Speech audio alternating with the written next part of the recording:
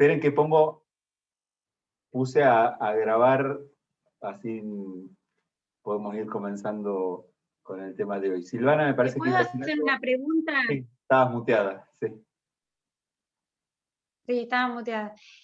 No, justamente a raíz de lo mismo que preguntó la compañera ayer en el práctico, también yo pregunté esto, si el olvido en el tema de la amnesia infantil no tiene que ver con la represión. Ujú. Efectivamente. Sí, Nosotros, ¿se acuerdan es que eso, claro. planteamos la idea de un primer florecimiento de la vida sexual, su interrupción, la inauguración del periodo de latencia y el segundo florecimiento Sí. sexual a partir de la pubertad?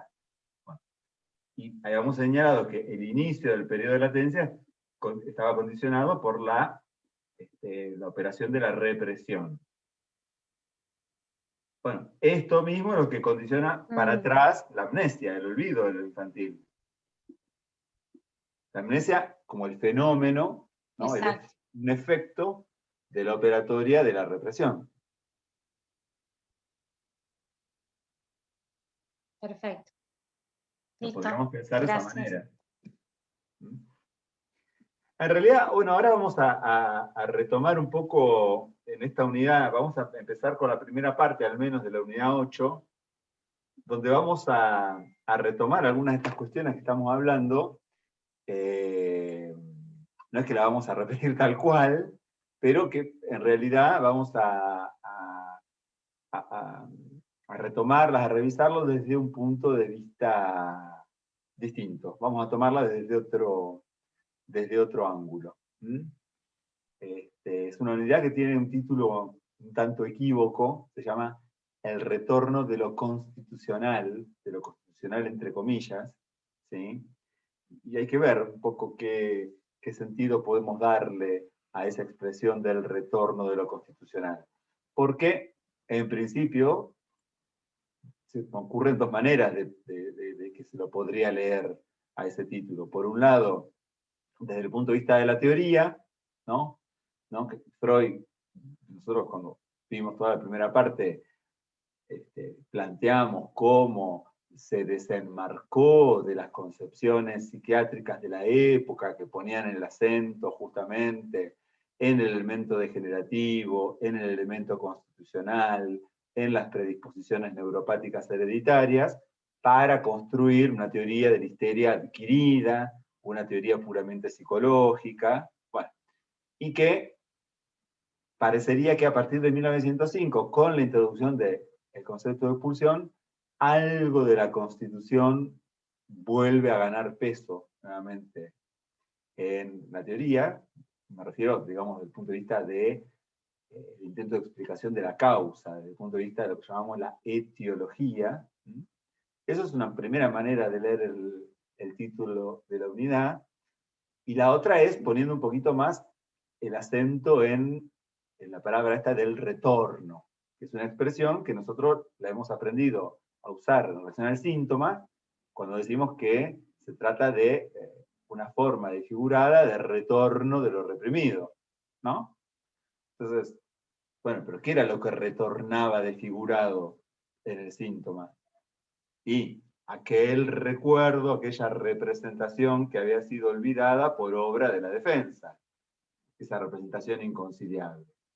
Bueno, lo vamos a ver que algo de lo que retorna en el síntoma también va a estar ligado a partir de la introducción del concepto de pulsión con esta dimensión de lo constitucional, entre comillas, ¿no?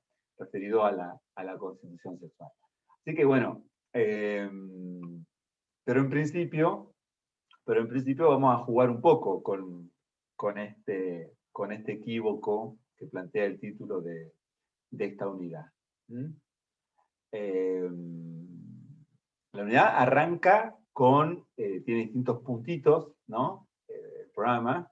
El primero de ellos es el tema de la situación traumática versus la práctica sexual infantil, la activación sexual infantil.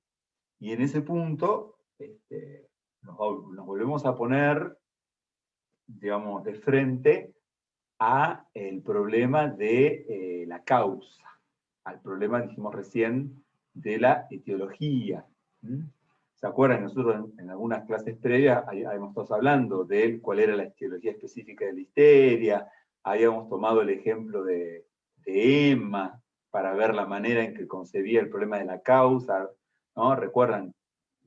El tiempo 1, el tiempo 2, el efecto Nastraglish o el a posteriori freudiano, pero que en esa primera concepción habíamos dicho que Freud lograba finalmente postular una teoría psicológica, puramente psicológica, de la neurosis, en la que entraban a jugar las nociones, por un lado, de defensa como mecanismo psíquico, y por otro lado, el recuerdo inconsciente del trauma sexual. Si pretendemos llevar la discusión respecto de la causa en los términos como más clásicos, ¿no? En la oposición esta tan típica dentro de la psicología, ¿no? Lo innato versus los adquiridos, ¿no? Los que son los influjos accidentales, Freud en principio se pronunciaba claramente en favor de lo adquirido. Y el síntoma, en todo caso, surgía como ese sustituto representativo, desfigurado, de otra cosa que podía, eventualmente, gracias a la técnica analítica, recuperarse como un recuerdo consciente por medio de las asociaciones. Ahora, el recuerdo, ¿no?, del trauma en cuestión, el recuerdo de esa representación inconciliable, tenía dos características fundamentales, dos características específicas, que eran: la primera, el trauma era infantil, siempre necesitábamos al menos el tiempo 1, ¿no?, en la infancia, y por otro lado, la naturaleza del trauma siempre era sexual. Infantil por un lado, sexual por el otro. Y entonces por eso Freud se veía llevado a conducir el tratamiento, conducir el análisis hasta la niñez temprana, hasta donde llegara eventualmente la capacidad de recordar del paciente, con todo ese trabajo bastante enmarañado, de pasar por los hilos asociativos, hasta, bueno, eventualmente poder acceder al recuerdo de esas vivencias, que puede ser una o varias, conformaban el núcleo patógeno, ¿se acuerdan que aparecía esa expresión? Donde lo que surgía era el encuentro anticipado, prematuro, con el sexo, ¿no? Freud tenía alguna discusión allí respecto de el estatuto, de esos recuerdos últimos. ¿Se acuerdan que aparecía toda la discusión en torno a la figura esta del recuerdo último que no aparece? Y cuánto pudiera haber de falseamiento de los recuerdos allí, si había o no fantasías, y que Freud lo zanjaba un poco esa discusión, al menos en el texto de Psicoterapia de la Histeria. Recuerdan que él, de alguna manera, planteaba que se trataba sobre todo de una cuestión de coherencia lógica interna, ¿no? Y que se trataba de, en última instancia, obtener cierta convicción acerca de ese recuerdo inconsciente, ¿no? Que el paciente decía cosas del estilo: bueno, yo la verdad que eso como tal no lo recuerdo, pero admito que debo haber pensado eso, debe haber sucedido algo por el estilo, ¿no? En ese entramado de hilos lógicos, incluso en el caso que el recuerdo como tal no accediera a la conciencia, se podía reconstruir al estilo de la pieza faltante de un rompecabezas. Uno de los textos que tenemos, y que probablemente por donde continúen en la cursada, es contemporáneo a 3 ensayos, mucho más breve el artículo, se llama Mis tesis sobre el papel de la sexualidad en la etiología de las neurosis, ¿no? Un texto centrado en la cuestión de la causa, de la etiología. Y ahí, digamos, es interesante leerlo ese artículo porque justamente Freud mismo, de alguna manera, plantea cómo pensaba las cosas él antes y cómo las reformula a partir de 1905.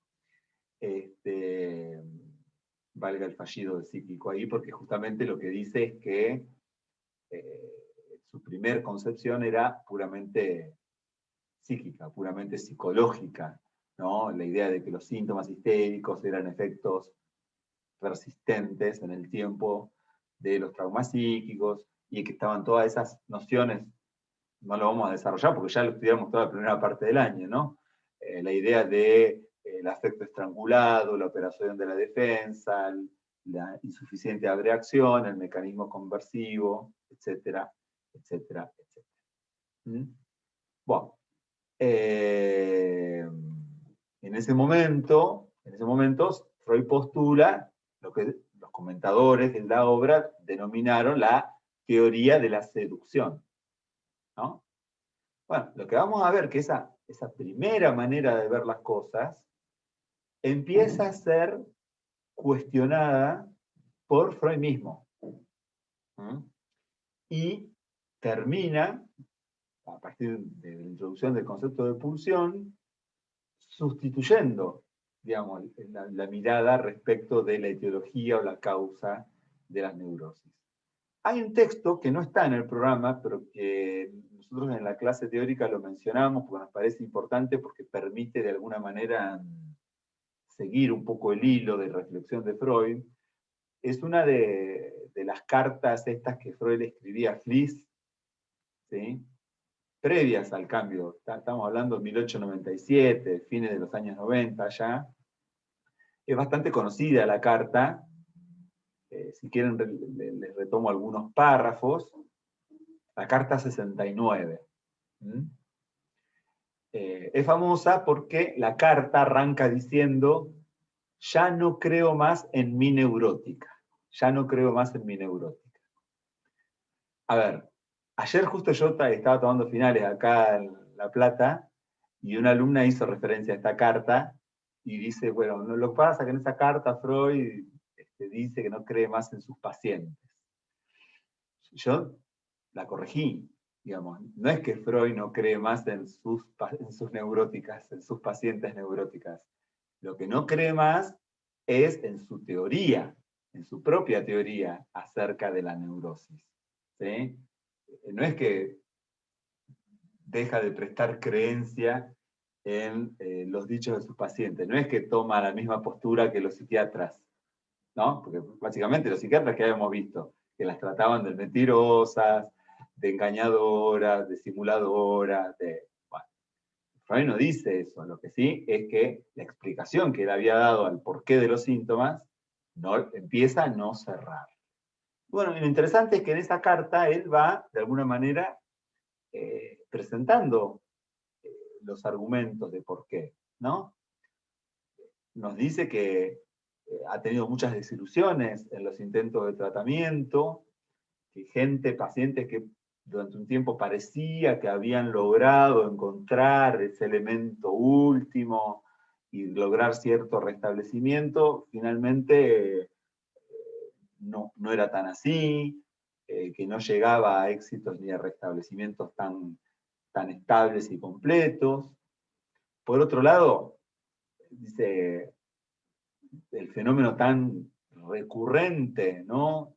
De que el padre de la paciente tuviera que ser siempre tratado, digamos, inculpado de abuso, ¿no?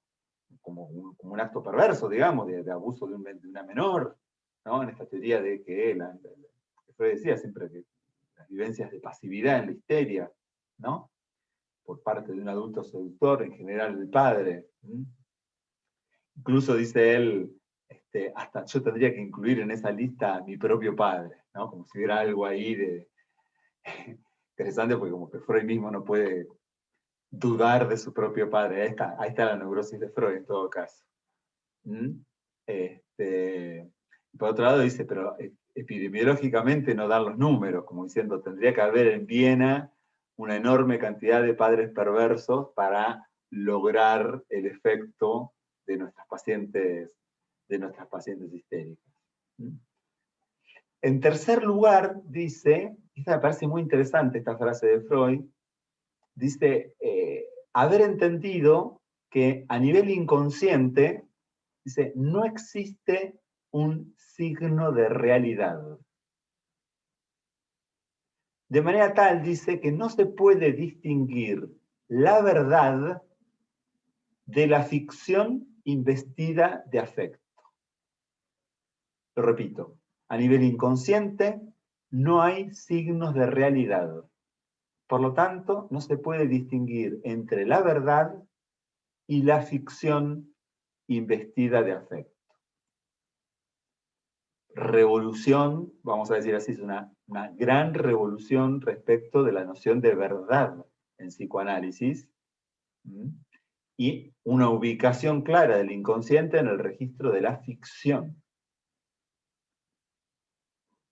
Ahora lo vamos a discutir un poquito más porque es un poco la puerta de entrada a la problemática de la fantasía, ¿no? Y agrega otro argumento más para desconfiar, para el tambaleo de la teoría de seducción, lo que sucede con los pacientes psicóticos. Dice que en los casos más graves, dice que el recuerdo inconsciente último no se abre paso y nunca llegamos a pescar nada de este recuerdo que buscamos, ni siquiera en la manifestación delirante. Con lo cual dice que todo eso lo predispuso a renunciar a su teoría de la etiología sexual traumática en la infancia, el acontecimiento traumático,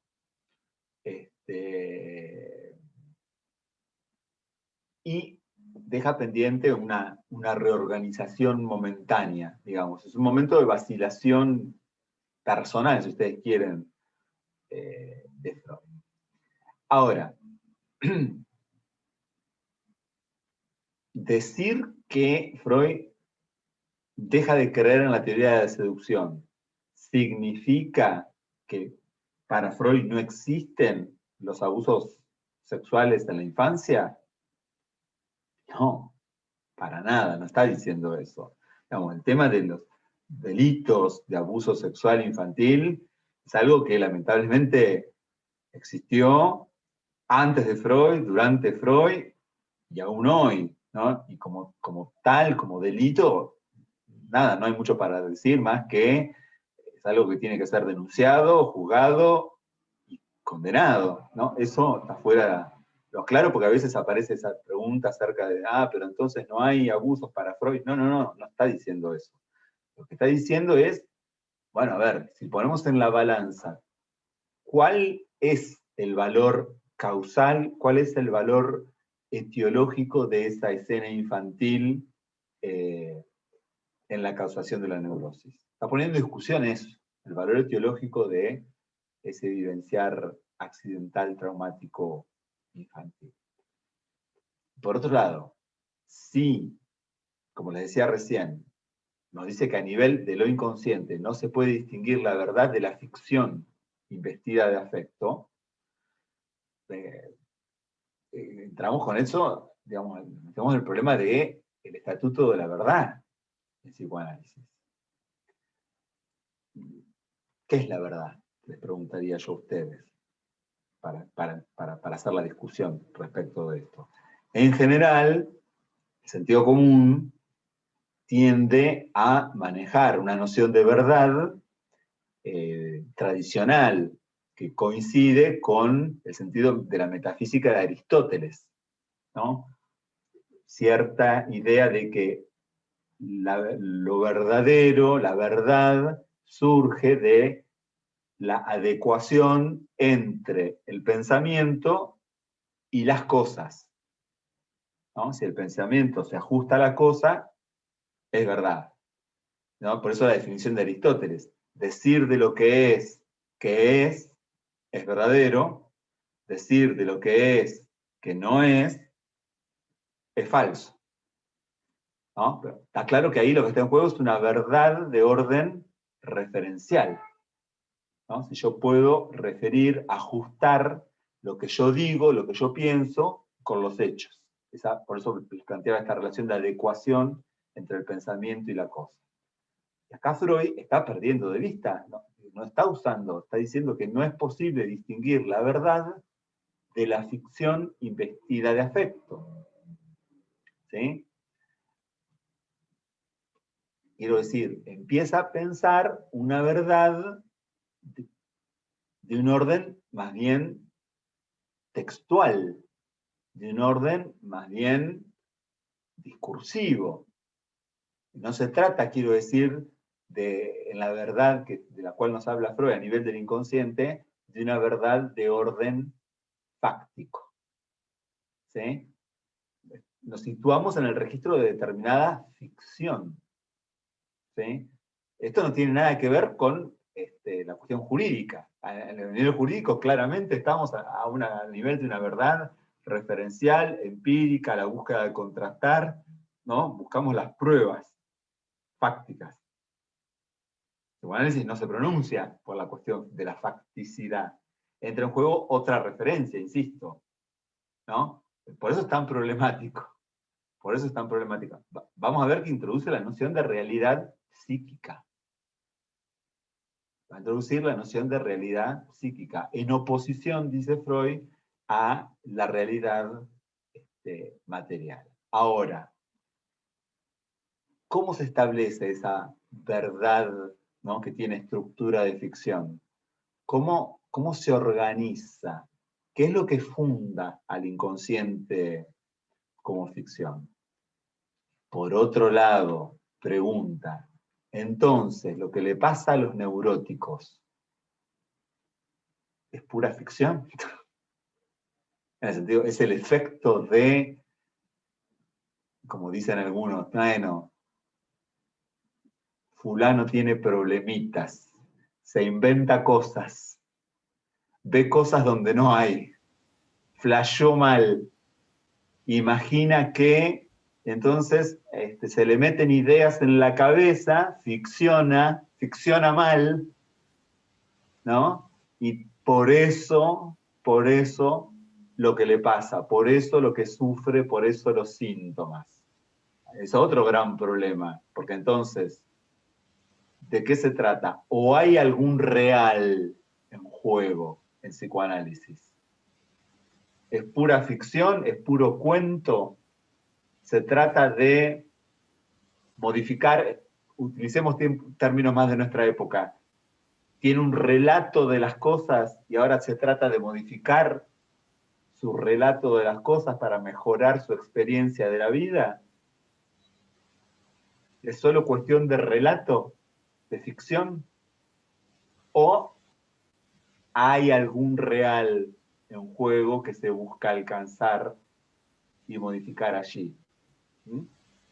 Bueno, ahí es donde Freud hace una torsión, una maniobra muy interesante, porque lo que hace es recuperar lo que recién acabamos de decir. ¿Cuáles eran las características del recuerdo del trauma? ¿No? Decíamos, el trauma era, por un lado, infantil y por otro lado era sexual. Bueno, junta los términos y ¿qué dice? Sexualidad infantil, traumática.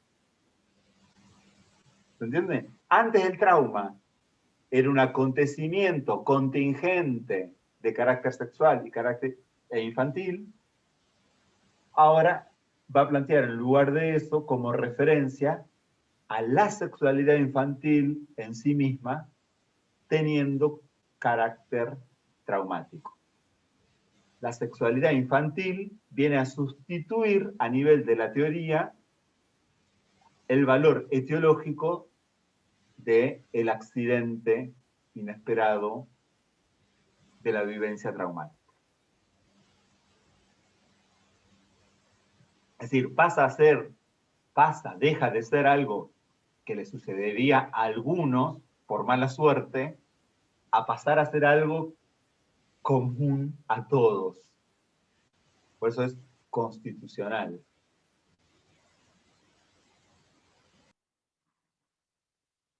¿Mm? ¿Qué decíamos después de haber visto 3 ensayos? ¿No? Que a nivel de la sexualidad infantil, para Freud, hay un real etiológico. ¿Mm? ¿Qué dice de la sexualidad infantil? Que es espontánea, que es endógena o constitucional. Bueno, ahí habíamos discutido la última vez, porque Freud también decía eso de que la madre jugaba su papel desde afuera, con sus cuidados, erogenizando el cuerpo, seduciendo ese cuerpo. Bueno, finalmente habíamos encontrado esa figura intermedia, ¿no? Con la producción del rayo en la tormenta eléctrica, con el punto ese de conjunción entre lo que viene del cuerpo y el encuentro con el otro. Pero más allá de esa discusión, si es endógena completamente o en algo viene de afuera, lo cierto es que en el planteo freudiano la sexualidad infantil no venía organizada a la manera del instinto, claro está, ¿no?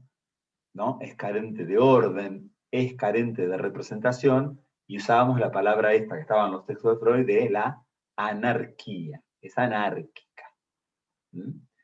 Era puro ejercicio del placer de órgano, ¿no? De un fragmento del cuerpo, lo que habíamos denominado las distintas zonas erógenas, ¿no? Que ni siquiera eran todas genitales, y que la libido, ¿no? Era descrita como una fuerza acéfala, que no estaba centrada y organizada previamente, sino que buscaba, ¿no? Tenía esa tendencia a encontrar la satisfacción a través de las pulsiones parciales.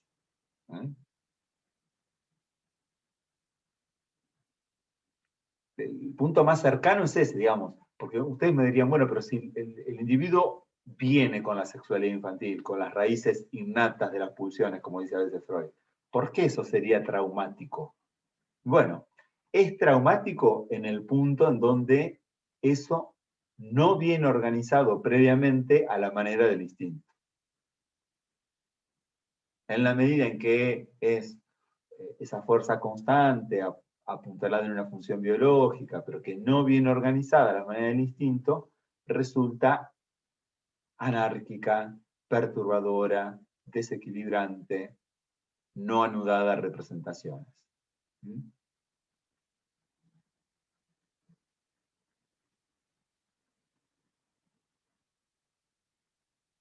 Con lo cual, y esto se los digo para que no metan la pata, incluso, porque es un error muy frecuente en los exámenes, escuchar que digan, bueno, Freud abandona la teoría de la seducción y la sustituye por la fantasía. Es incompleto decir eso, es insuficiente, porque en realidad Freud sigue planteando que hay un real último, que hay una referencia, que no es mera ficción discursiva, ¿no? Fantaseada, imaginada, que se trata de que está la práctica sexual infantil autoerótica, ya sea espontánea o motivada por un encuentro con un otro, un abuso. O sea, digamos, es como ampliar un poco las bases del planteo previo. Puede ser instada por el otro o puede ser espontánea. Pero en ambos casos, la consecuencia es que el sujeto experimenta en su cuerpo erógeno la acefalía de la pulsión, la anarquía de la satisfacción pulsional.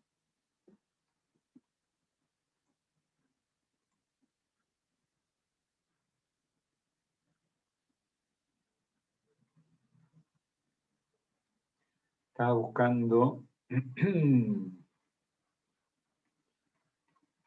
bueno, no me acuerdo si era en esta parte de la clase o no, pero habíamos traído, me parece que lo podemos mencionar, sí, que Lacan, muchos años después, estoy hablando ya de los años 70, hablando de lo que implica para el ser humano el encuentro con la sexualidad infantil, esa experiencia sexual infantil, lo corrige a Freud. Y dice, Freud nos enseñó que es el encuentro con el autoerotismo. Y dice, Lacan dice, de auto no tiene nada. Es más que auto, dice, es hétero. ¿En qué sentido lo dice? En el sentido de algo completamente ajeno, de algo difícil de asimilar, inasimilable, ¿no? Y en ese punto es traumático. Esa experiencia en el cuerpo es algo perturbador, es algo difícil de integrar en la unidad que hace del cuerpo algo que me pertenece. ¿Mm? Bueno, ¿a dónde va Freud justamente en el texto mis tesis sobre el papel de la sexualidad? Él dice que tiene que presentar algunas correcciones, que tiene que presentar lo que llama algunas enmiendas. ¿Mm? Y él lo que dice es que, bueno, lamentablemente sobreestimó el valor o el papel de esos recuerdos de acontecimientos contingentes con valor traumático, de hechos sexuales acaecidos en la infancia.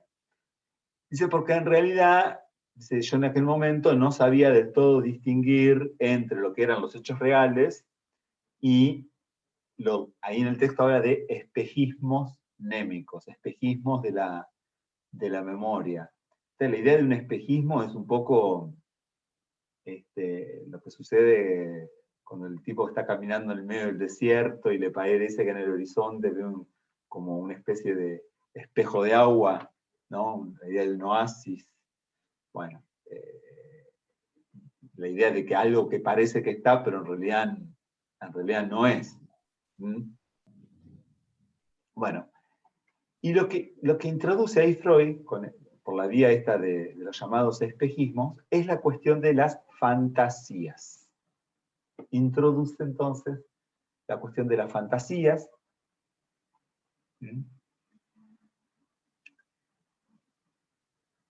Nos dice que en determinado momento se dio cuenta que esto que las pacientes le decían cuando le contaban estas situaciones donde habían sido abusadas, sometidas, violentadas, en realidad la mayor parte de las veces no se trataba de hechos reales, de hechos fácticamente acaecidos, sino que se trataba de invenciones de recuerdos, de espejismos creados, pero con una finalidad concreta, con una función concreta, que era la de defenderse, protegerse contra el recuerdo de la propia práctica sexual autoerótica. ¿Sí? Lo insoportable, lo inasimilable, está más bien ligado al autoerotismo infantil, ¿no? A la propia práctica sexual. Y que entonces, cuando escuchaba en la paciente que aparecía el recuerdo de haber sido seducida, de haber sido abusada, no era más que una manera de darle sentido, ¿no? De defenderse del recuerdo de la propia práctica sexual infantil, ¿no? Esta idea de, bueno, si el encuentro con el sexo fue malo, fue por culpa del otro, vamos a decir, lo que el otro me hizo. ¿Mm? Y básicamente Freud dice muchas veces esas fantasías de seducción son, por ejemplo, el intento de defenderse contra el recuerdo de prácticas masturbatorias. ¿Mm?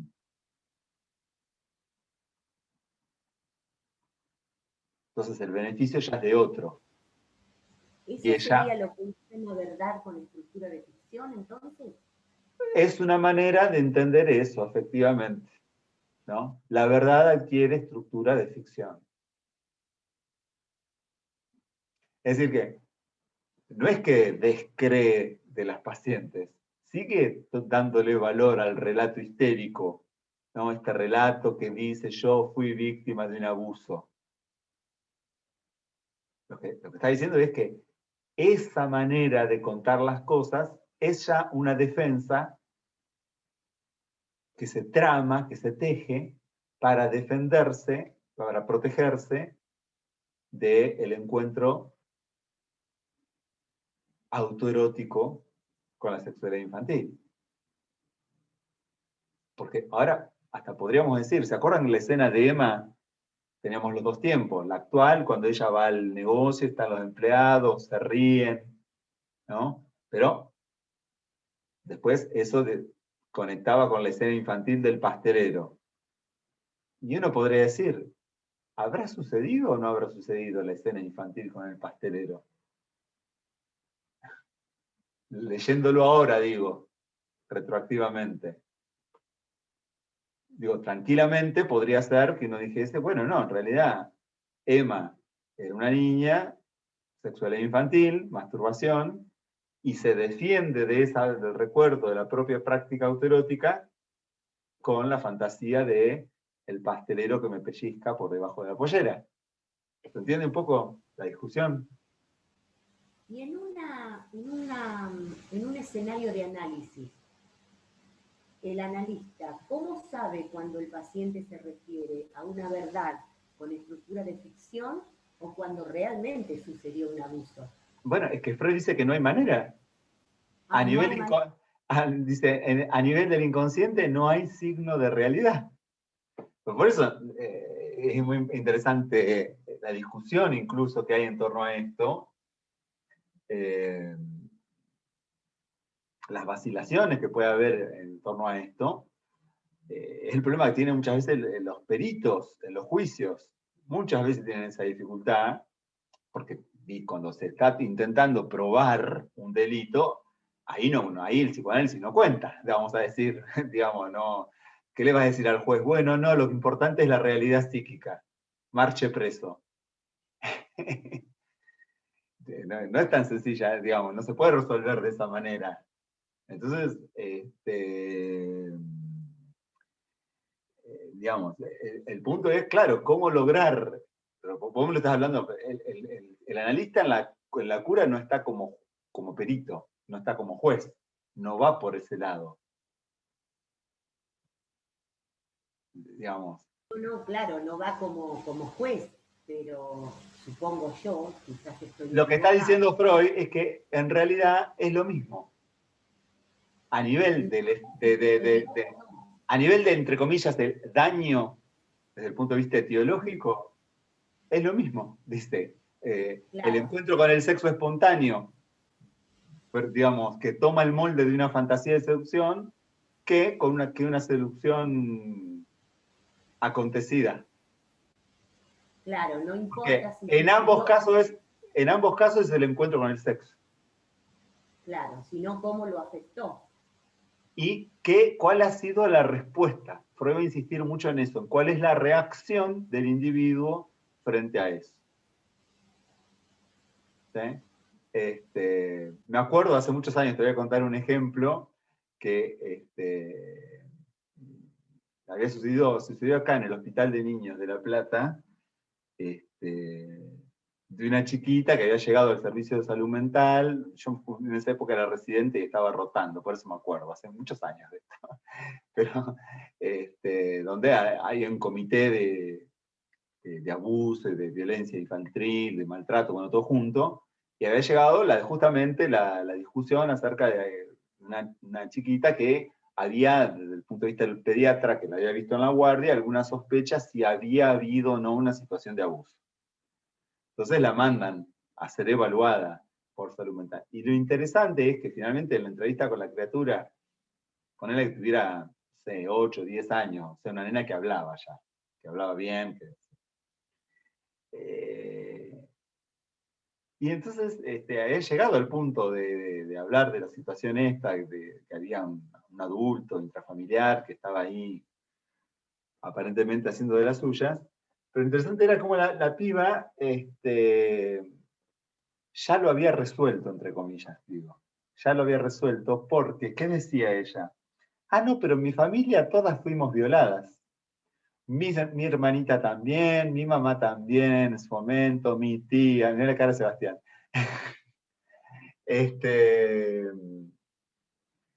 Digo, ¿por qué es interesante? Digo, porque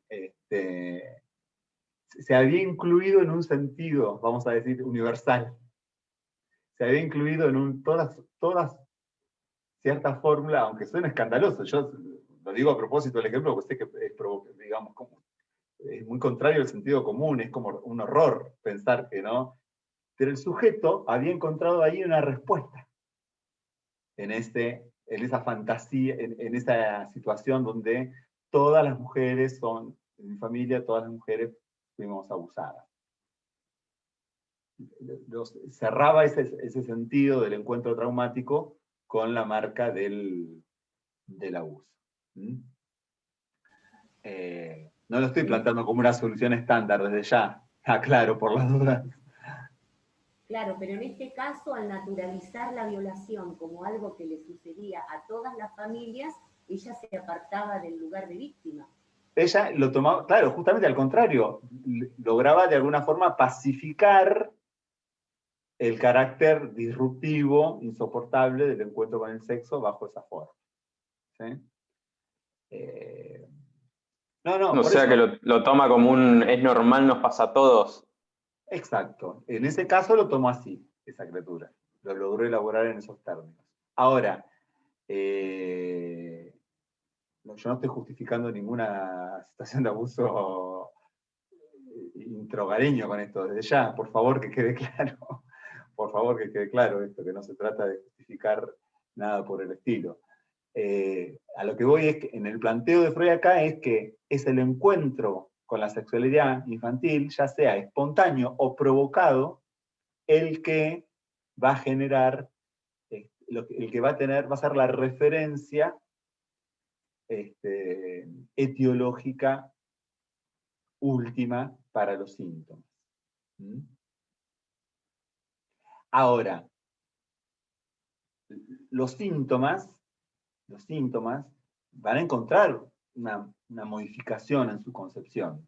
Porque Freud al principio decía que los síntomas eran los retoños directos de los recuerdos reprimidos de vivencias sexuales infantiles, ¿no? En lugar del recuerdo aparece el síntoma. Y ahora lo que Freud va a decir es que tenemos el encuentro traumático con la sexualidad infantil. Tenemos el síntoma. Y lo que Freud va a decir es que entre el encuentro autoerótico y traumático con la sexualidad infantil y los síntomas, tenemos que intercalar a las fantasías. Algo de esto había empezado a decir la última vez cuando trabajamos el ejemplo de Dora. El autoerotismo oral de Dora, la fantasía del sexo oral y el síntoma de la tos.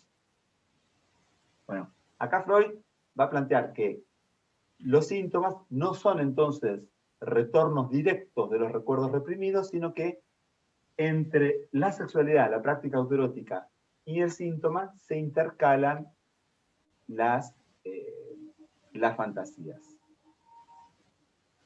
¿Ibas a preguntar algo, Patricia? Sí, porque vos dijiste que el encuentro con la sexualidad infantil, ya sea espontánea o provocada, en lo que va aquí, quería terminar la idea, pero no... Es lo que va a dar la referencia causal, etiológica, a los síntomas. Ahí está, gracias.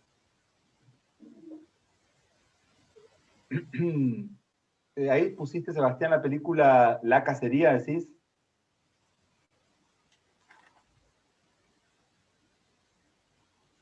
No la he visto.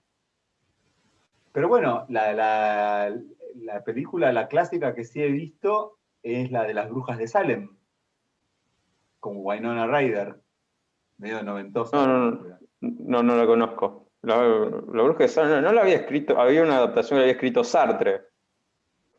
No, pero me mataste de quién es el autor.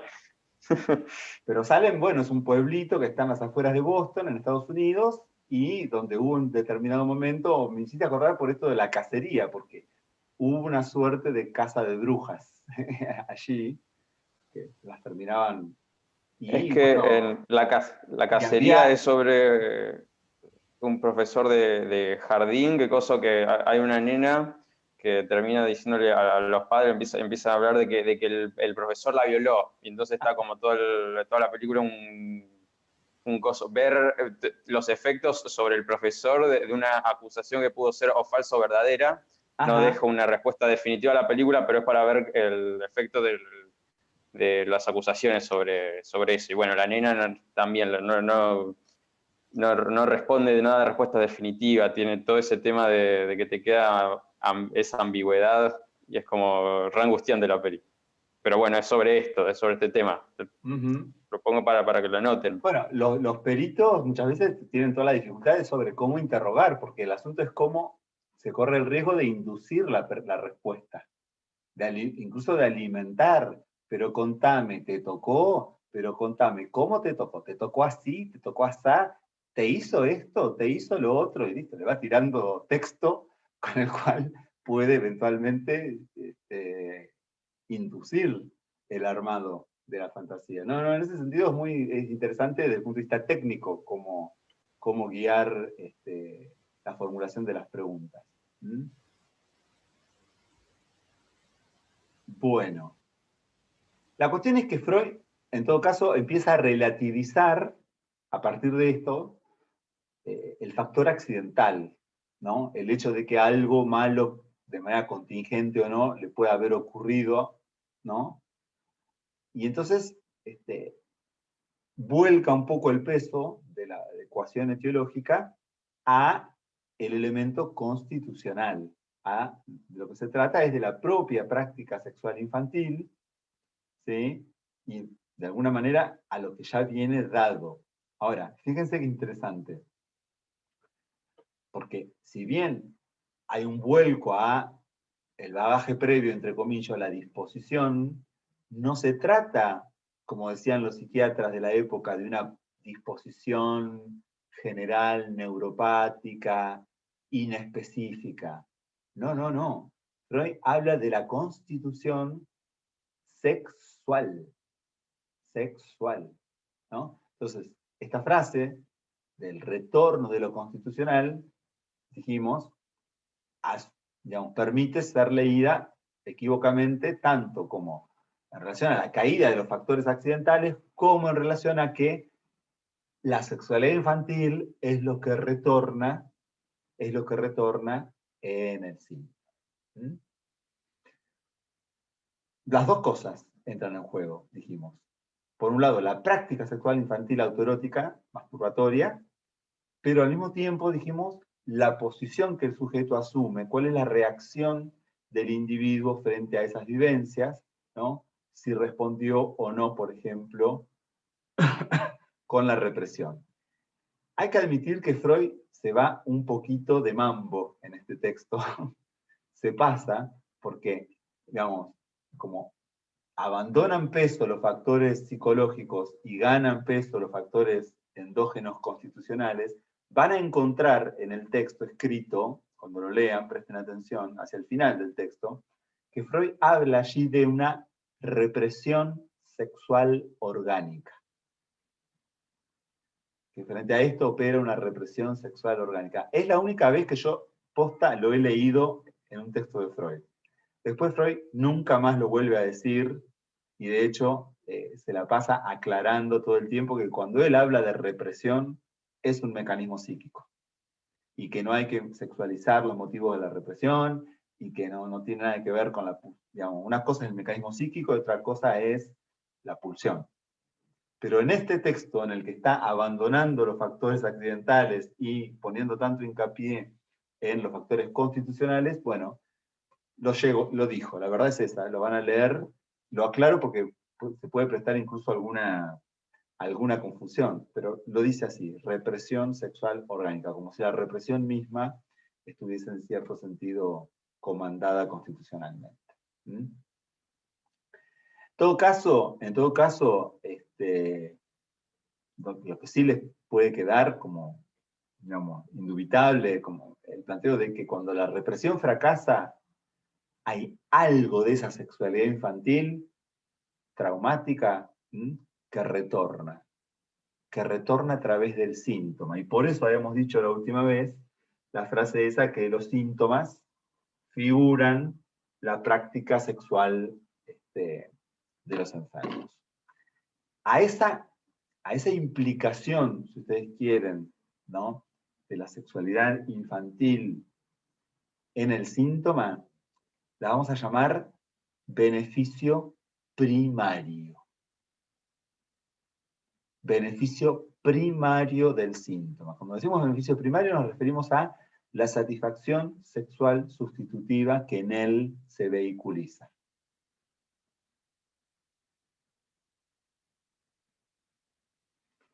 Cuando Freud dice primario, esto les va a servir para cuando cursen dentro de algunos años psicopatología, siempre va a estar la idea de que es lo más cercano a la causa, cuando se dice primario.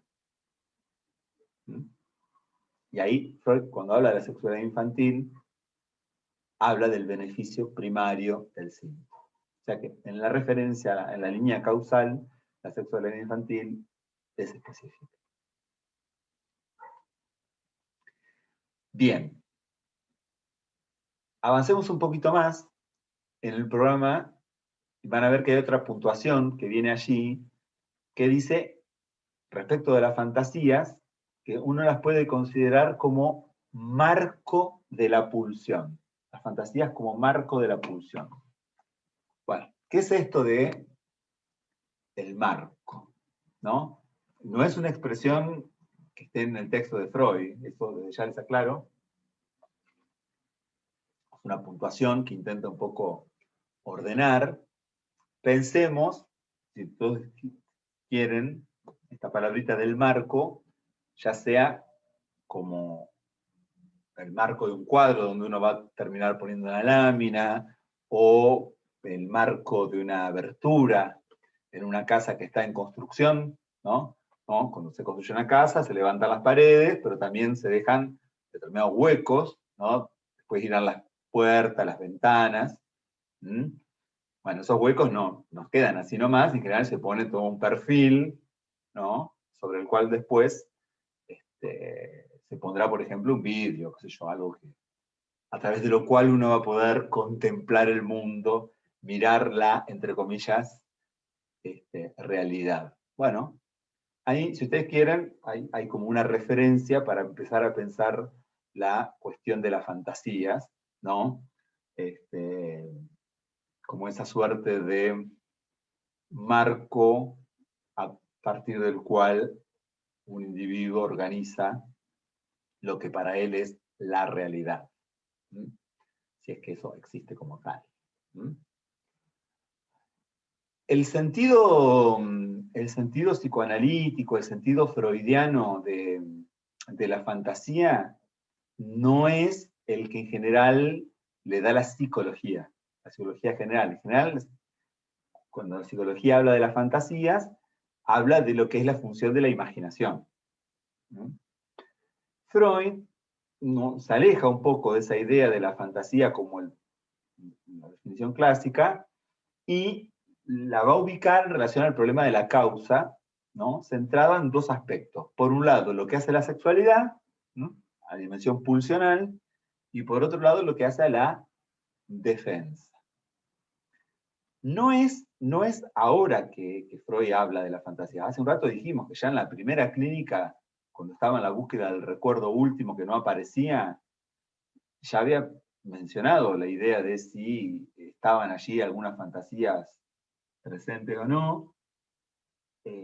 Si quieren ampliar algo de esto, después pueden leer los manuscritos L y manuscrito M, viejos. Pero ahí Freud introduce un poco la idea de que en la búsqueda de acceder al recuerdo último, nos encontramos en el camino con las fantasías. Y dice que justamente que las fantasías son como parapetos que tienen una función tipo muralla defensiva, que impiden, protegen contra el acceso al recuerdo traumático del núcleo patógeno. ¿Mm? Se preguntaba, bueno, ¿cómo se construyen, cómo se arman esas fantasías? Y es interesante porque él dice que en realidad surgen de una actividad de fragmentación de las cosas, ¿no? Dice, hay cosas vistas, fragmentos de cosas vistas, que se conjugan con otros fragmentos de cosas oídas, ¿no? Lo visto, lo oído, lo que me fue contado, que se reorganizan, dice, alterando las secuencias temporales, digamos, se refunden esos fragmentos para constituir una nueva realidad.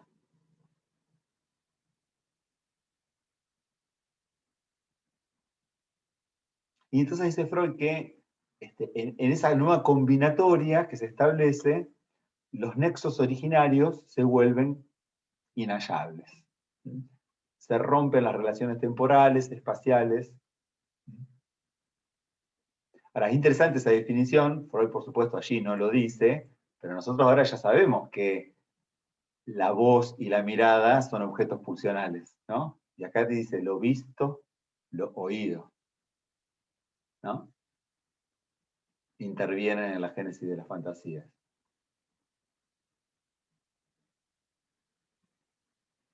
La función básicamente es la misma que estábamos planteando hace un rato.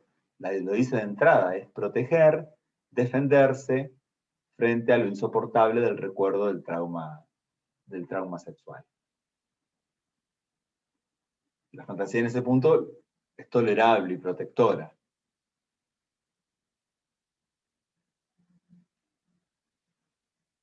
En la unidad, sí.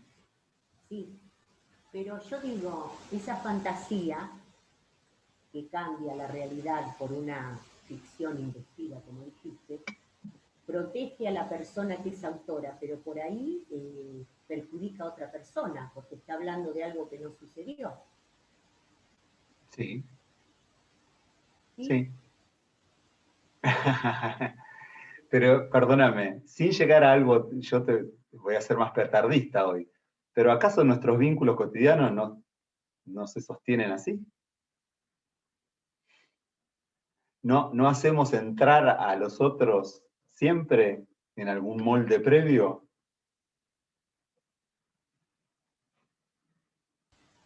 Sí, eso me hace acordar a lo que dijiste hace un rato, que uno para sacarse la culpa la pasa al otro. Bueno, por Yo hice ejemplo, tal cosa porque él me hizo tal otra, ponele. ¿no? Entonces, por ejemplo, esa idea, no, porque al final a mí todos los hombres siempre me cagaron. Son todos unos hijos de puta. Es una fórmula bastante frecuente en algunas histéricas, ¿no? Que justamente es como el despliegue a gran escala de la fantasía de seducción. Los tipos son todos unos hijos de putas que siempre me cagaron y abusaron de mí. Es una fórmula histérica bastante extendida. Y bueno, inunda sus vínculos. Claro. Su relación con otros hombres siempre tienen la marca del abuso y el desengaño. Y ya están destinadas al fracaso. Pero vos fíjate que, sí, bueno, pero fíjate que ya sabe lo que es un hombre y lo que es una mujer. Los hombres son todos hijos de puta, las mujeres son todas víctimas. ¿Entendés? Resuelve el problema de la falta de instinto. O sea, la fantasía viene a ese lugar. Digamos, como no hay un instinto que te diga que es un hombre, que es una mujer, en general la fantasía asigna roles sexuales fijos.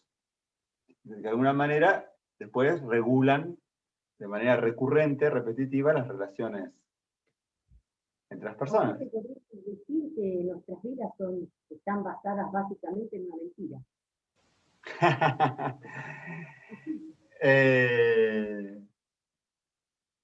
bueno, ahí vendría la discusión. Hay un encuentro... Metafísica.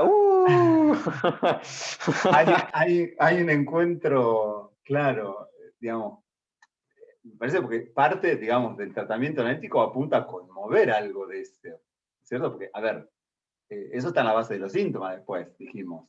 Entonces, si alguien viene consultando por sus síntomas, y uno va a tener que ver un poco qué es lo que está en la base.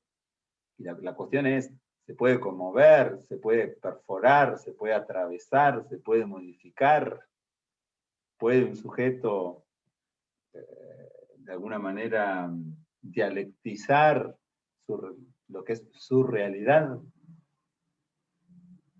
comillas, ¿no? De su realidad. Y acá viene la discusión, la teoría cognitiva.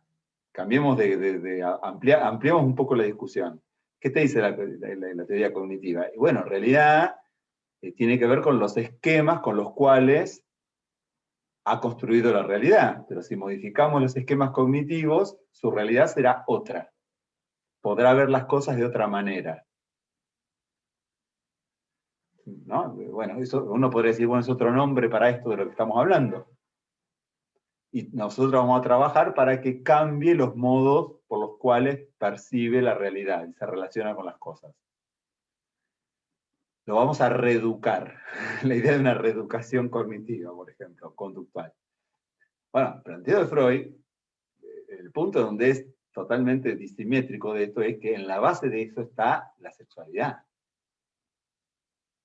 Y que eso que es un problema, digamos, no deja de ser al mismo tiempo una respuesta para abordar la problemática del sexo.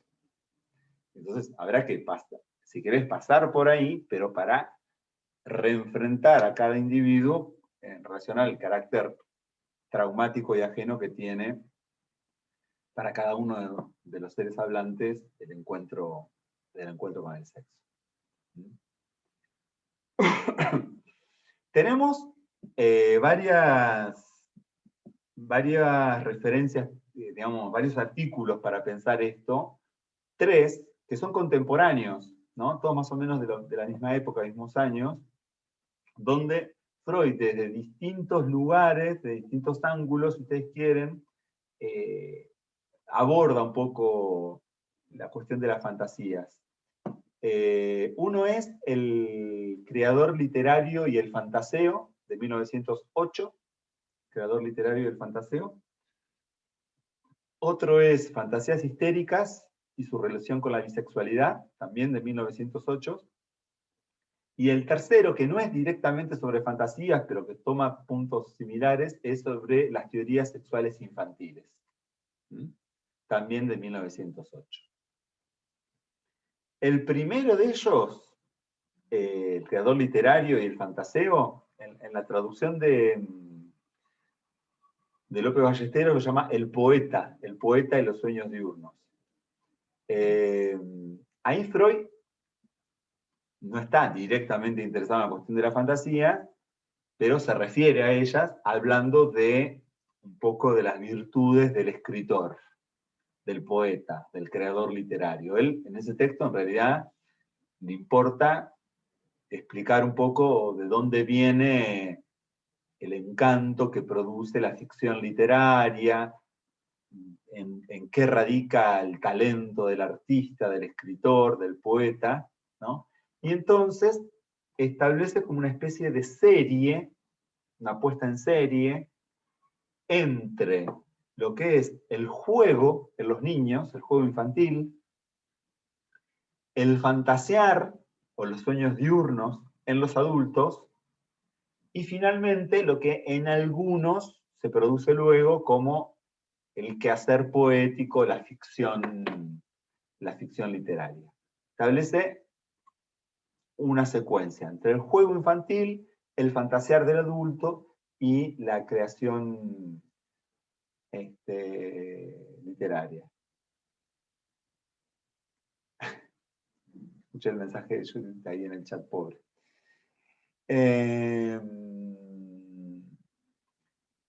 Dice que respecto a la fantasía, las primeras huellas las encontramos en el juego infantil. Dice que el juego es una actividad fundamental en los niños, que es la ocupación preferida, la más intensa, y nos dice que el niño se comporta cuando juega en gran medida como un poeta, como un escritor. ¿Por qué?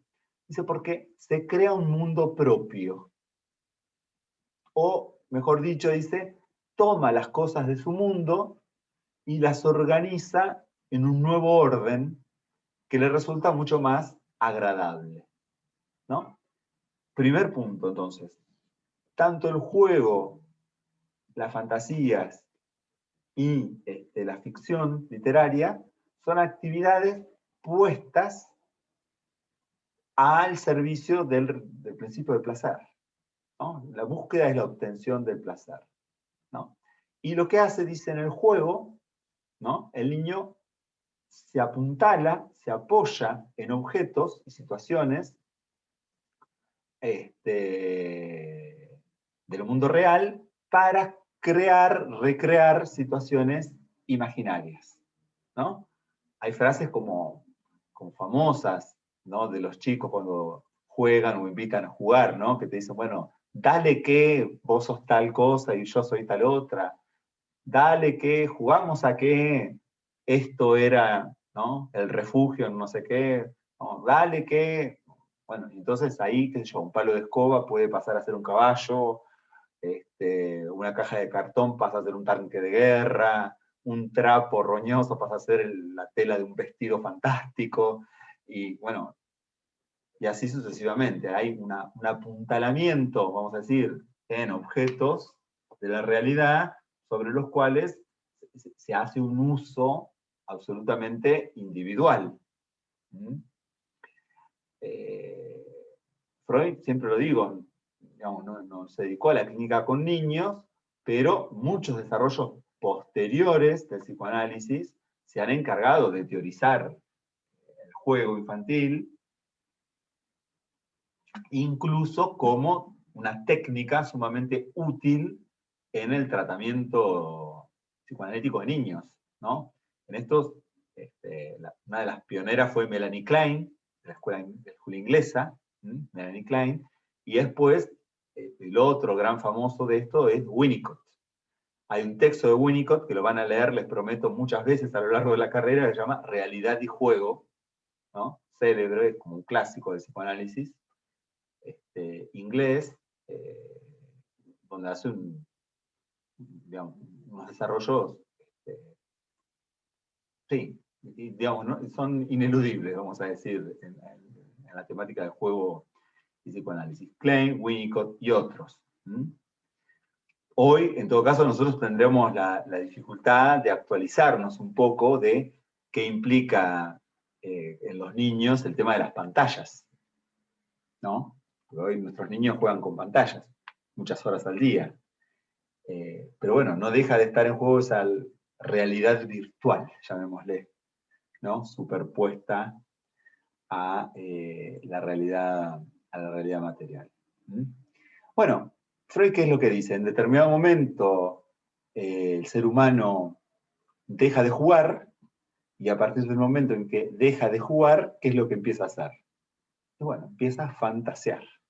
La fantasía, dice, toma el relevo, y entonces lo que esa ganancia de placer, ese aflojamiento respecto de las exigencias adaptativas propias del principio de realidad, van a ser relevadas por la actividad de la fantasía. Eso confirma un poco la tesis de Freud de que nadie renuncia nunca a nada gratuitamente, ¿no? Que en realidad básicamente lo que hacemos es trocar, ¿no? Dejamos una cosa para pasar a hacer otra. Y entonces, bueno, antes necesitaba el apuntalamiento en objetos reales, ahora fantasea, empieza, dice Freud, a construir castillos en el aire, lo que se llaman los sueños diurnos. Subrayo esto de los sueños diurnos, porque usa la palabra sueño. Entonces, todo lo que nosotros estudiamos como del sueño como formación del inconsciente, ¿no? La relación con el modo desiderativo, el sueño como cumplimiento de deseo, va a tener su rebote, su réplica en la noción de fantasía concebida como un sueño diurno.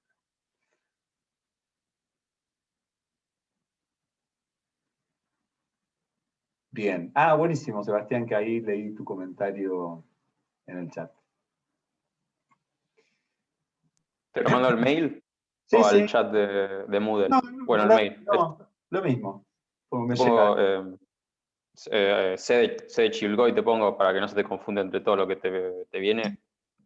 Dale, ya Buenísimo. estás, gracias, profe. Gracias. En todo caso, el fantasear consciente entonces de los adultos, llamado sueños diurnos, tiene su antecedente en el juego infantil. Una diferencia que Freud señala allí es que mientras que el adulto de alguna manera se oculta para fantasear, son fantasías privadas y se avergüenza de sus fantasías, los niños no.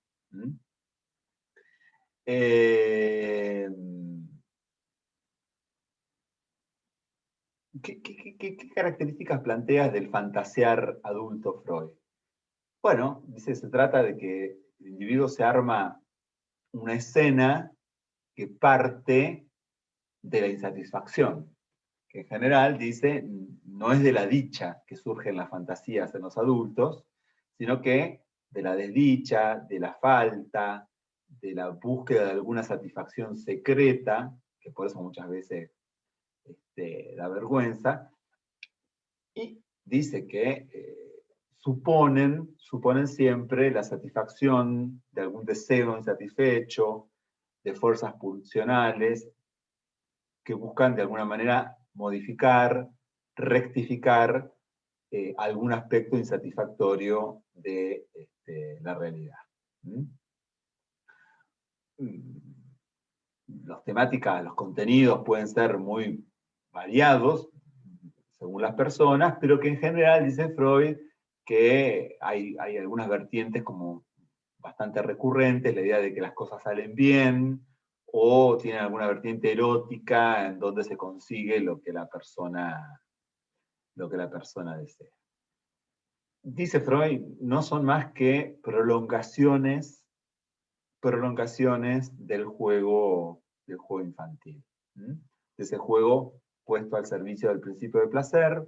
En esas fantasías hay como una especie de escena guionada, que en el caso del adulto no se revuela fácilmente, sino con cierta dosis de vergüenza. Freud dice que es muy importante en un análisis lograr hacer hablar al paciente de esas fantasías. Y en ese punto, dice Freud, bueno, los poetas tienen un privilegio son capaces de comunicar y publicar sus fantasías, sus ficciones, de una manera tal que, digamos, que logran vencer, digamos, por el efecto estético que logran vencer las inhibiciones y la vergüenza. Respecto del tiempo, ahí Freud ubica una diferencia con el sueño. ¿Se acuerdan que respecto de los sueños, Freud mostraba el deseo como cumplido en el presente del indicativo? Y dice que en las fantasías no están así, digamos que toma pasado, presente y futuro como los anillos de un collar que están de alguna manera engarzados, ¿no? Qué lindo sería si, ¿no? Entonces, partiendo de un estado de menos, da un ejemplo ahí en el texto de un muchacho joven, dice, pobre, joven y huérfano, que anda buscando a alguien que lo contrate, que le dé un trabajo, ¿no? Y dice, imaginemos que el paciente, que este joven, que este muchacho, se dirige a un empleador que se entera de que está ofreciendo el trabajo y en el camino empieza a fantasear, que le cae bien al patrón, que lo toma, que lo contratan, que con el tiempo se vuelve indispensable para el negocio, que lo van aceptando en la familia, que bueno, que finalmente él se casa con la hija del patrón y que el día de mañana pasa a ser el copropietario, el socio y más tarde el heredero del imperio de esa empresa. Dice Freud, bueno, de alguna manera este joven fantaseador compensa y sustituye lo que fue su niñez dichosa cuando estaba en una casa protectora y estaba protegido por sus padres. Y dice esta frase, dice Freud allí, dice, en ese ejemplo ven cómo el deseo se aprovecha de una ocasión presente, ¿no? El hecho de que ahora está desempleado, y dice esto, para proyectarse un cuadro del futuro, siguiendo el modelo del pasado, ¿no? El deseo se aprovecha de una ocasión presente para proyectarse un cuadro del futuro. Lo leo y lo cito esto porque está en relación a la idea de la fantasía como marco, como organización, esta idea de la proyección de un cuadro.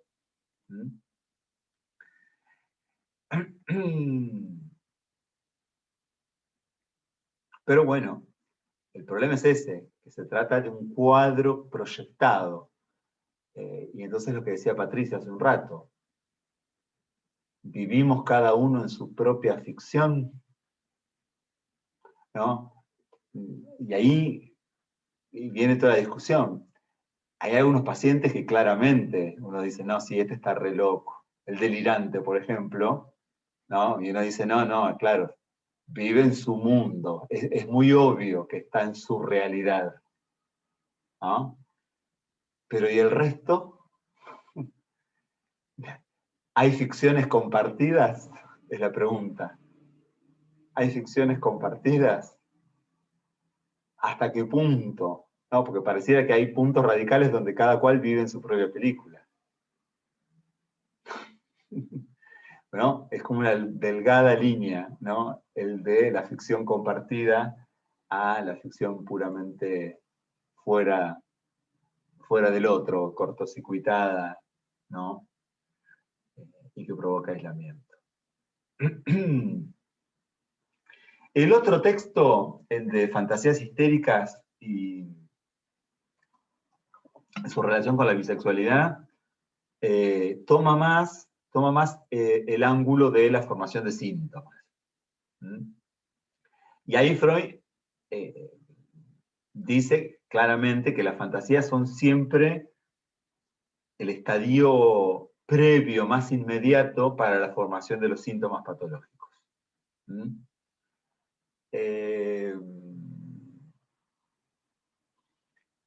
Va a plantear en este texto una definición bastante contundente, ¿no? Pero que nos sirve para plantear, para entender un poco qué idea tiene Freud acerca de cuál es la estructura de las fantasías. ¿Cuál es la estructura de las fantasías? Y quizás nos sirva para pensar desde otro lado la cuestión esta de darle un marco a la pulsión, de darle una organización, una escena, un guión que frente a la anarquía, de alguna manera organice la cuestión. Lo que nos va a decir allí es que las fantasías es un producto mixto, es un producto compuesto por dos cosas, digamos, que pertenecen a órdenes o registros heterogéneos, pero que la fantasía los compone, los une. ¿Sí?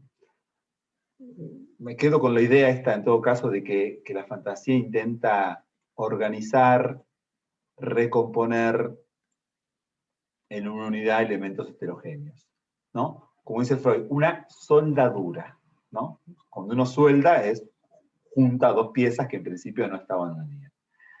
Dice, por un lado, un elemento, ¿no?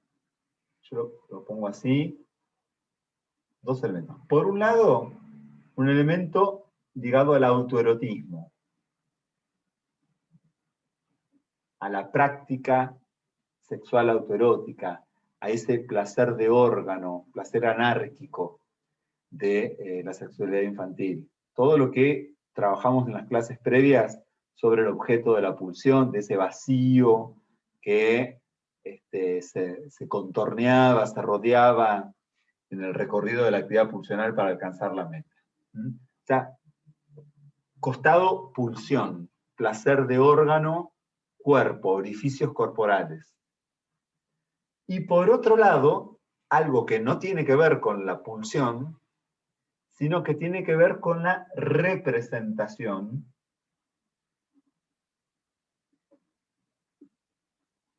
Entonces, autoerotismo por un lado, representación por el otro. Ahí dice Freud, habla de una representación guión deseo, ¿no? Representación, deseo, dice, tomado del círculo del amor de objeto. Lo dice raro, confieso que lo dice raro, admito. ¿Qué está diciendo? Que algo que era una mera práctica autoerótica se enlaza, se suelda con representaciones, imágenes que vienen del lado del amor de objeto. Hoy dijimos, por ejemplo, la fantasía de seducción, ¿no?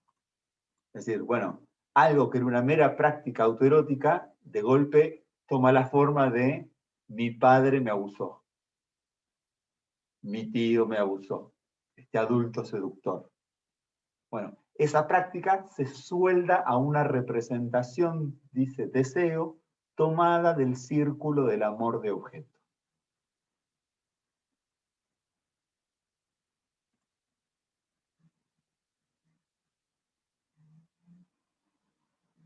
Les leo una cita de la página 142-143. Dice, el acto masturbatorio se componía en esa época, dice, de dos fragmentos.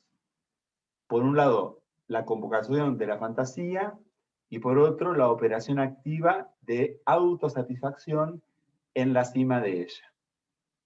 Como es sabido, esta composición consiste en una soldadura.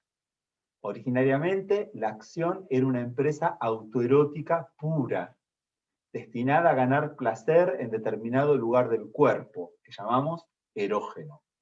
Más tarde, esa acción se fusionó con una representación deseo tomada del círculo del amor de objeto y sirvió para realizar de una manera parcial la situación en la que aquella fantasía culminaba.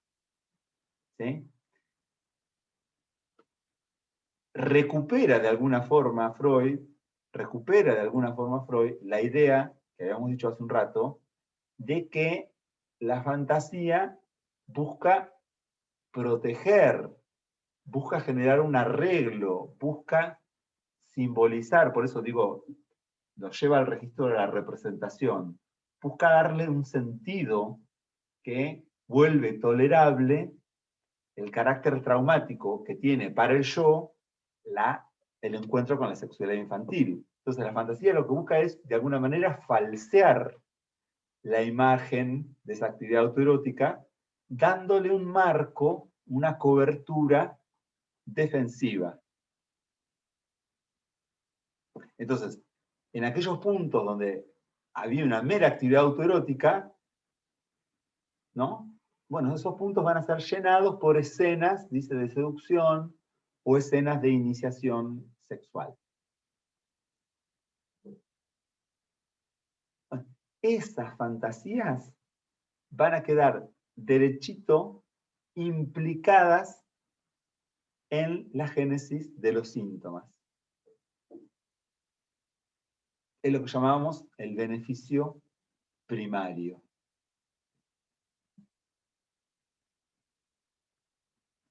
Por eso, finalmente, Freud dice que el síntoma es la figuración de una fantasía.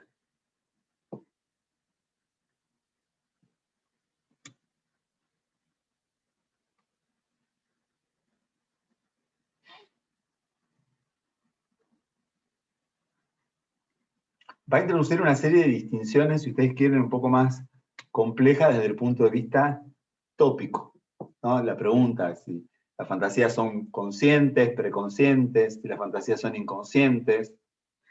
En realidad dice que hay de todas ellas, pero que mientras son conscientes, no serían tan peligrosas, vamos a decir así, peligrosas desde el punto de vista de la génesis de los síntomas, para generar síntomas. Lo que dice es que muchas veces cuando una fantasía es sobreinvestida y empieza a generar conflicto al yo, es reprimida.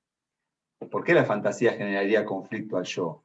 Y porque si en la base, en su constitución, hay una modalidad autoerótica, las fantasías siempre van a tener alguna marca de perversión, vamos a decir, algún rasguito de perversión.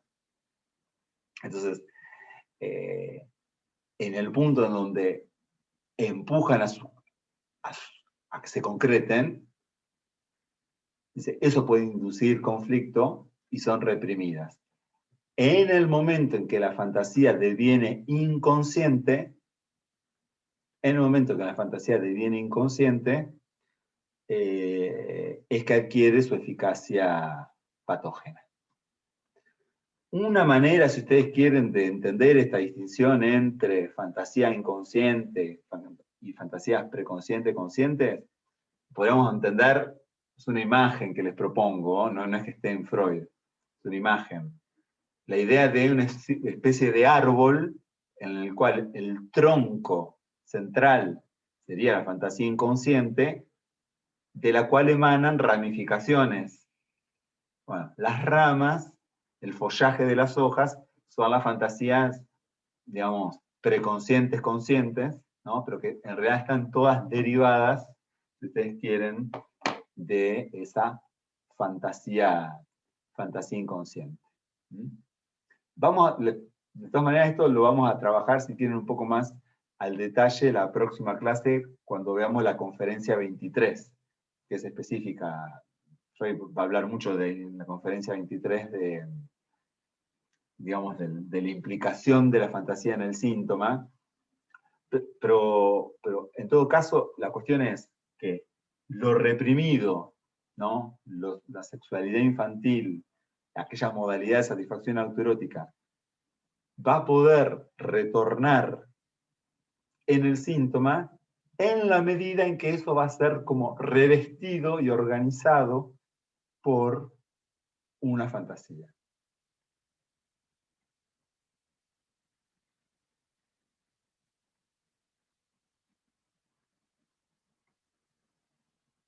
No sé si fui suficientemente claro con esto o quieren que volvamos un poco antes de avanzar un poquito más. Porque sé que es medio raro todo lo que estoy diciendo.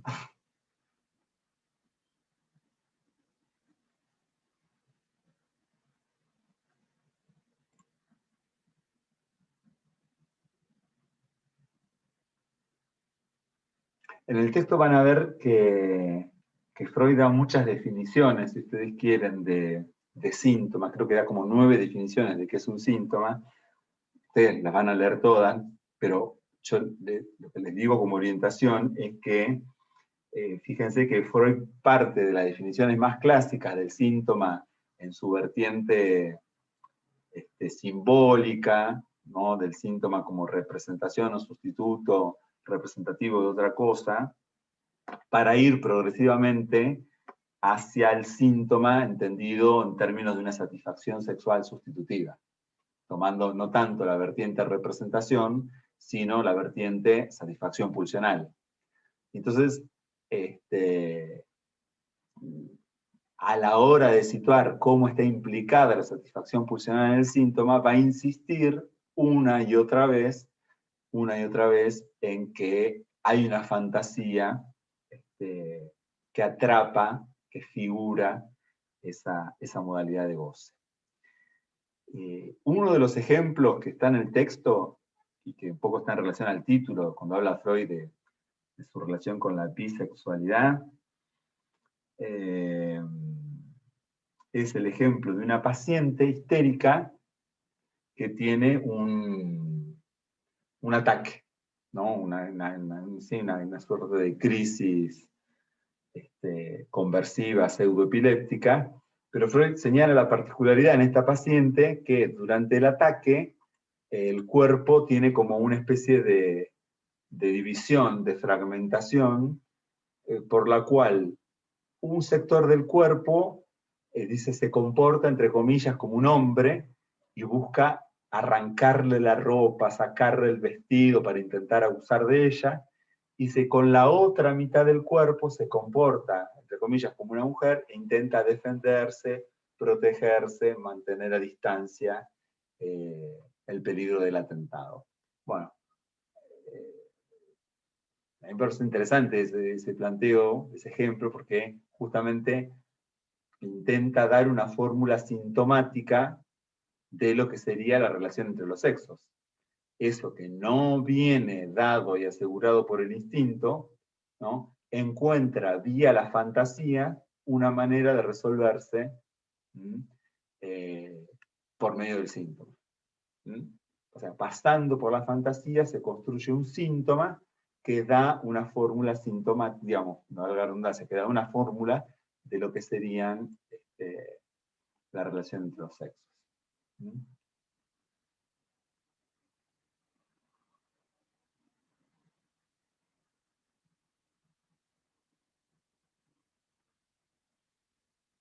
Andamos medio cortos de tiempo, pero podemos quizás hacer una última mención al artículo, al tercero, el artículo sobre las teorías sexuales infantiles, ¿no? Ahí Freud no habla directamente de fantasía, les había dicho hoy, pero sí está todo el tiempo dando vuelta a la idea de cómo la pulsión empuja a elaborar alguna forma de saber. Por eso habla de una teoría sexual.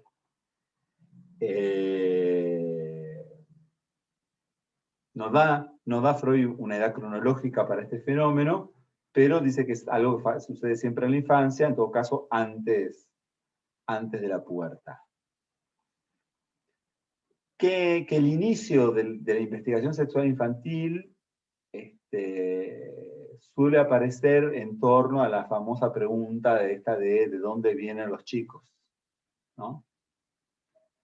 Que muchas veces esa pregunta surge de contingencias, la llegada de un hermano, o la gana de tener un compañerito de juego, ¿no? Es como circunstancias que provocan, ¿no? que empujan un poco el esfuerzo de saber en los niños. O sea, esta necesidad de, cuando digo saber, me refiero a elaborar una teoría, darse representaciones. Cuando decimos saber, nos implicamos a nivel de las representaciones. Y Freud nos dice allí que, en realidad, respecto de eso que sucede entre sus padres, el niño no sabe. Hay un agujero allí. Hay una falta a nivel de la representación. Lo único que podría decir el niño es que, en principio, hacen falta dos en ese asunto. Que para eso hacen falta dos. Bueno, en general, dice el niño se dirige con sus preguntas a algún adulto al quien le supone cierto saber sobre eso, y dice que en general se encuentra al lado de los adultos con respuestas medio vagas, evasivas, o que lo despachan con cosas tipo, nada, los chicos vienen de un repollo, la semillita, o lo traen las cigüeñas de París, y cosas por el estilo. Pero bueno, dice Freud, en general el chico no cree demasiado en esas respuestas, ¿no? Desconfía de los adultos, y nada, tienen un conflicto psíquico, que lo resuelven en general pensando que hay allí algo prohibido, o algo secreto, ¿sí? Igual ya es una manera de resolverlo, porque si yo considero que no me lo dicen porque no quieren, no me lo dicen porque es un secreto, de todas maneras yo ya estoy concibiendo que hay una respuesta para eso. solo que no me lo quieren decir. Pero ya es suponer que hay un saber allí. ¿Mm? Bueno, cuestión es que dice que tanto los niños como las niñas terminan por sus propios medios construyendo entonces sus propias teorías sexuales infantiles para responder a la pregunta esta, ¿no? Desencadenante, que es la pregunta acerca de dónde vienen los niños. Que tienen un problemita, dice estas teorías sexuales infantiles, y es el hecho de que todas tienen un común denominador, y es el hecho de que desconocen la diferencia entre los sexos. Ninguna de estas teorías está sostenida en la diferencia masculino-femenino en términos genitales. ¿Mm? Son varias, dice, la primera de ellas es la teoría falocéntrica, si ustedes quieren, la idea de atribuirle a todos los seres humanos, incluso a las mujeres, un pene. ¿Mm? Hoy lo dejamos simplemente enunciado, lo vamos a trabajar en las próximas clases, en términos de complejo de Edipo, el tema de la envidia del pene en la niña, pero por lo pronto, dice Freud, quedémonos con la idea de que en la cuestión reproductiva, digamos, el pene alguna participación ha tenido, y que la prueba de ella sería como la excitación que parte de ese órgano, esa parte del cuerpo. Es interesante, Freud dice que conecta con impulsos que el niño no sabe cómo interpretar, que son impulsos oscuros. O sea, por eso digo, son carentes de significación, son traumáticos, son anárquicos, no logra significar, no puede interpretar. ¿Mm? Pero bueno, dice, en el punto en donde podría llegar a descubrir un poco cuál es la función reproductiva del pene en relación con la vagina, dice, tenemos el obstáculo, dice, el niño tiene el obstáculo de que concibe a la madre como fálica, ¿no? Y entonces no hay manera de que pueda concebir la función de la cavidad vaginal, ¿no? Entonces no se entiende qué hace un hombre y una mujer juntos para tener un hijo si ambos tienen. No logra capturar a nivel del saber, ¿no?, esa cuestión de la diferencia. La segunda de las teorías sexuales, dice Freud, también deriva de la ignorancia de la vagina, es la teoría cloacal. Esta idea de que el niño va a ser expulsado del vientre de la madre, como sucede con la evacuación de las heces por el intestino. Y es una teoría que presenta la dificultad de que también el varón podría parir si se tratara en esos términos, ¿no? E incluso el niño mismo llegar a fantasear que él mismo concibe niños, ¿no? Choca nuevamente con el desconocimiento de la diferencia de los sexos. La tercera teoría sexual es la de la concepción sádica del coito. Algo pasa entre el padre y la madre, pero no se sabe qué, se desconoce la diferencia sexual, y entonces eso que pasa es significado en términos sádicos, como algo que el más fuerte le hace al más débil. Una pelea, una discusión, ¿no? Eso del lado del niño, dice.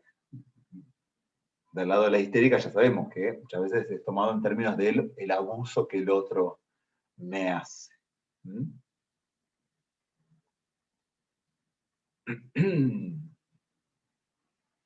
Esta pregunta acerca de dónde vienen los niños puede tener otras derivaciones, dice Freud, ¿no? En términos de qué puede significar estar casado.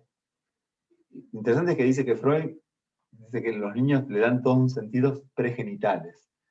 Estar casado significa hacer pis delante de otros, mostrarse la cola, y muchas veces eso tiene expresión simbólica en los juegos infantiles. Bueno, ¿qué pasa? Digamos, la cuestión sería, esto se resuelve con una ESI, una educación sexual integral. Se trata de información, lo que necesitan los niños respecto del sexo.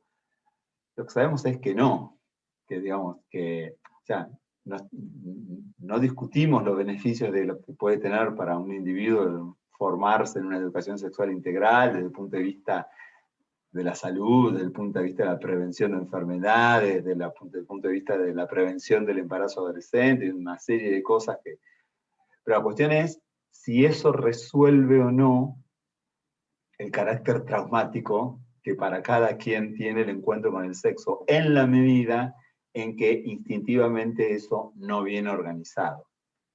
Y entonces hay algo que empuja como necesidad, como fuente, a crear las fantasías, a crear las teorías sexuales infantiles, como elaboraciones de saber, como intentos de elevar al registro de la representación eso que carece de sentido, que no tiene sentido, que no tiene ninguna fórmula escrita de antemano.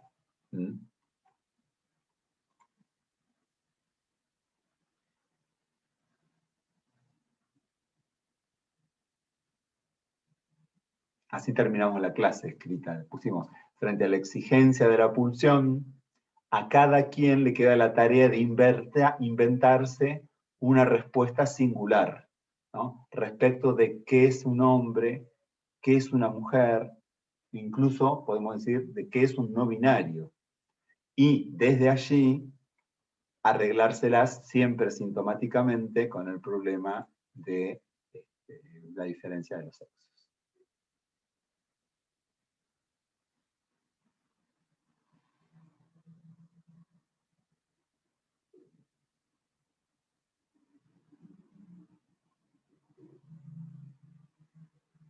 La idea es, en todo caso, en el primer encuentro que tengamos después de las vacaciones de invierno, continuar en una segunda parte con la cuestión de las fantasías, ¿no? Tomando con la cuestión del que trabaja en la conferencia 23, como las fantasías primordiales, volver con el ejemplo del hombre de los lobos. Vamos a tomar algo de la escena primordial del hombre de los lobos como un ejemplo para trabajar esto. Y finalmente revisar algo de la ecuación etiológica, ¿no?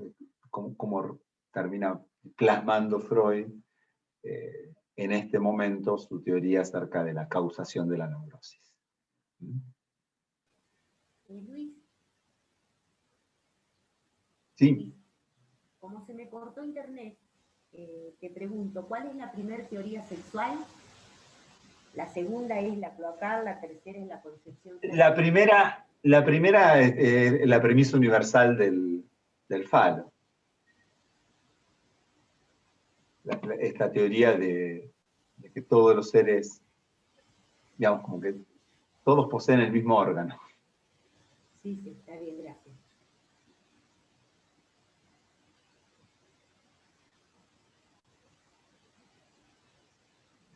Bueno,